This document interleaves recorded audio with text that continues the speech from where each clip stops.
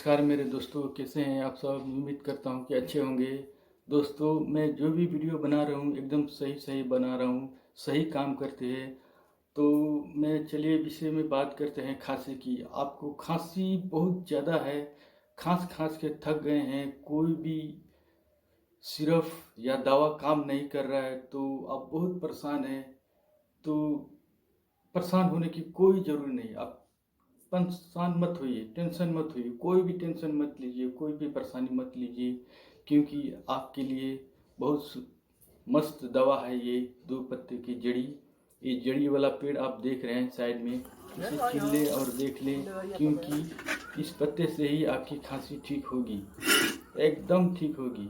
तो चलिए उस पेड़ के पत्ते से दो पत्ते ऐसे तोड़ लें। तोड़ने के बाद आप गैस या आग में थोड़ा सा जला लें। जला लेने के बाद इसको थोड़ा सा ठंडा लें। ठंडा लेने के बाद इसको आराम से गारें, चम्मच में गार लें, पानी जैसे निकलेगी। गार कर उसमें थोड़ा सा नामात्र नमक मिलाएं पीने बराबर, और उसे आराम से पिए। पीने के बाद आपकी खांसी गायब हो जाएगी, एकदम ठीक हो जाएगी, एकदम बहुत ही अच्छी है ये जड़ी के पत्ते।